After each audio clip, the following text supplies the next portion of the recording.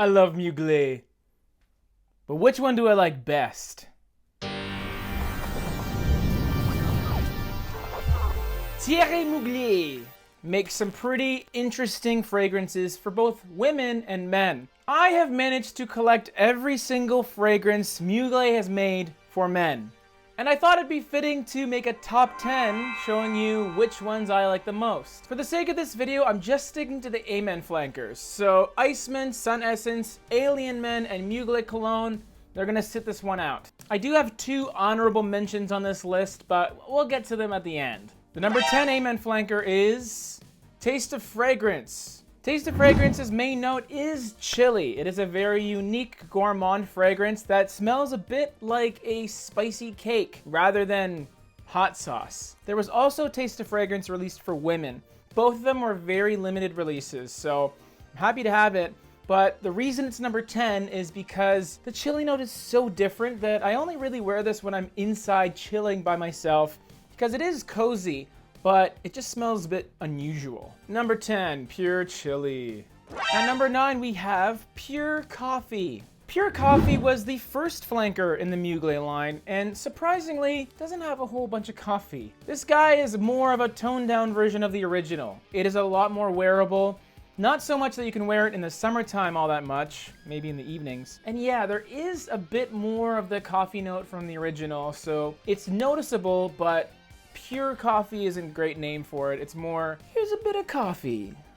Not nearly as catchy though. Number 9, Pure Coffee. Number 8 on this list is Pure Energy or Pure Shot. This is the most generic Amen flanker, but it's still not a basic bro fragrance. It has a little bit of fresh patchouli and some juniper berries in here. I believe Max Forti once said that Pure Energy is kind of an improved version of these two, and I can see that. Iceman was a bold take on fresh patchouli. Pure Energy also has that, but it's a lot more wearable and a lot more easier to understand. I have it at number 8 because I like the bolder fragrances in the Amen line, and this is the least bold. Number 8, Pure Energy.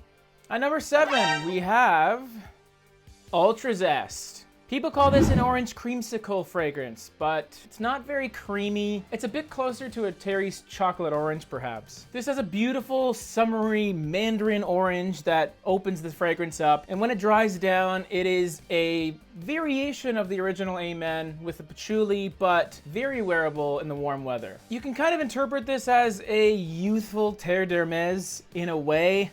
They don't smell alike, but similar concept, with an orange note that's mixed with some unusual co-stars. I only have it at number 7 because for a summer fragrance, this can be a bit thick sometimes. If you overspray it, it will be a lot for you to handle, but you'll be noticed and you'll get compliments. So there is a pro and con kind of thing. And that was Ultra Zest. Just missing the top 5 is Pure Havane. Now this is an interesting choice for me because I really like the smell of this. In fact, most people do. Pure Havane is a cherry tobacco fragrance that doesn't have a ton of the original fragrance's patchouli. It focuses more on the notes that differentiate it. If you know J. Royal, you know my favorite fragrance is Naxos by Xerjoff, which essentially is the Super Saiyan version of Pure Havane. It lasts longer and it has an incredible scent cloud. It's so much more than a honey tobacco fragrance. It really, you need to wear it. You need to try it out. Now that being said, this one doesn't smell cheap. Doesn't really smell synthetic. It's of a very good quality, but I never wear it. Why would I wear this when I have Naxos chilling in my wine cooler? So for the ballers out there, skip this and get Naxos. But for everyone else, there's no shame in wearing this awesome fragrance. Number 6, Pure Havane. The first entry in my top 5 is Pure Tonka.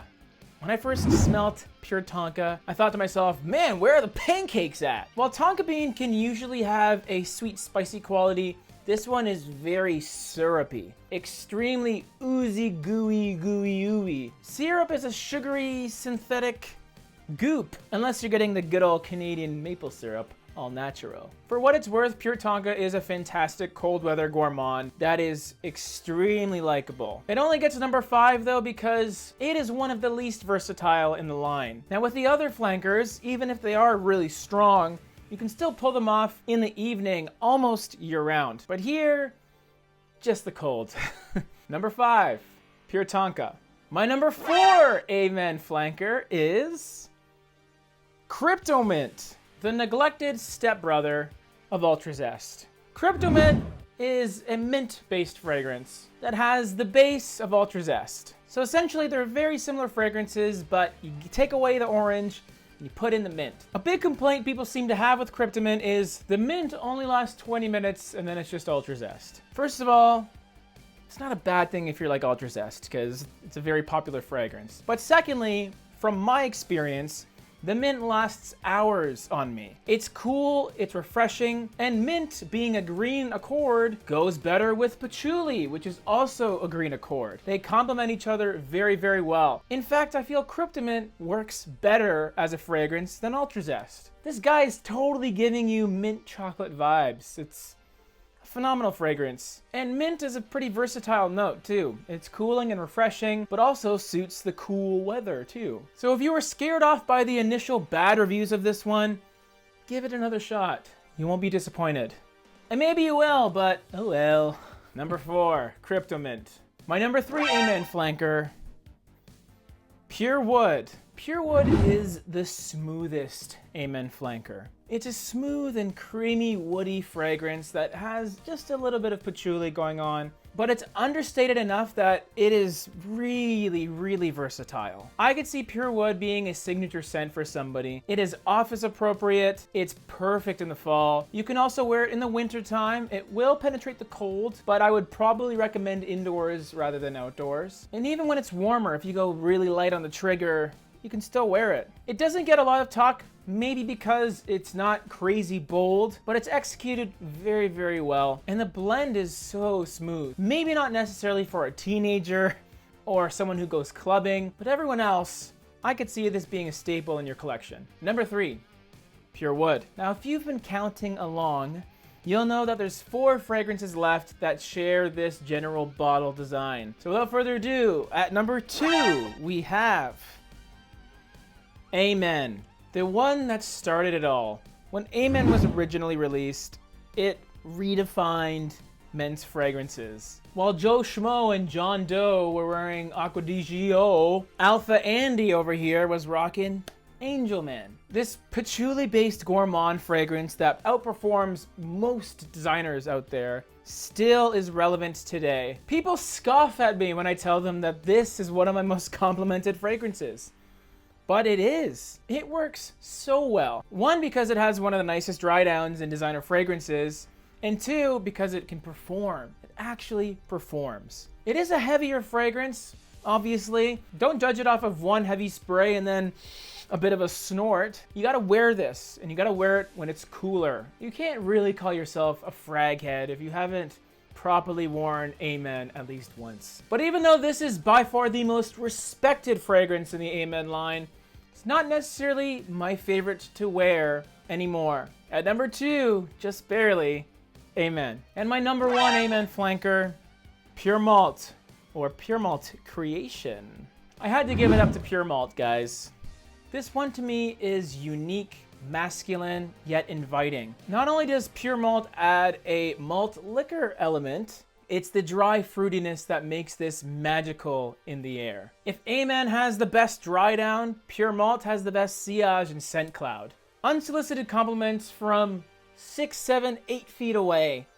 It's happened. And what's interesting is even though they add booziness, it made it more wearable than the original. It's not as abrasive with the quote-unquote tar note of the original. It's those dried fruits that really make it so likable and approachable, but still masculine. Now keep in mind, if you can't get Pure Malt Creation and you can only get the original Pure Malt, don't fret. They're basically the same fragrance, despite what you may read online. You don't gotta find this cool bottle, but it looks really cool, so maybe you should. At number 1, Pure Malt, which means that leaves my 2 honorable mentions, B-Men and Pure Leather. I think Pure Leather is a fine fragrance. Kind of like pure coffee, it retains a lot of the original, but the sweet leather in this makes it a little more smooth and easier to wear. Pure leather is almost an indoor fragrance, not because it doesn't perform, but because it doesn't jump out at you. It has a nice texture to it. B-Men tried to take things in a very different direction. It almost has a fiery spiciness to it, but it's still a gourmand and still is in the Amen style. Doesn't smell a whole lot like the original Amen, but performs in a very similar manner. I almost feel I smell rhubarb in here. And I do like rhubarb as a note. The unique factor of B-Men could make it a signature scent for someone, especially someone who's a bit more mature, but I just never really reached for it, so it didn't make the top 10. That's about it, everyone. That's my ranking on my Mugler fragrances. Mugler fragrances aren't for everybody, which is why they're so good. They're not generic, basic bro fragrances. You will stand out wearing them, and you won't get a weak fragrance in any of these. They're all gonna perform really, really well. And you can proudly display them because the bottles are just really cool. In my opinion. You may think they're tacky, a bit camp, perhaps, but I don't care because your opinion belongs to you.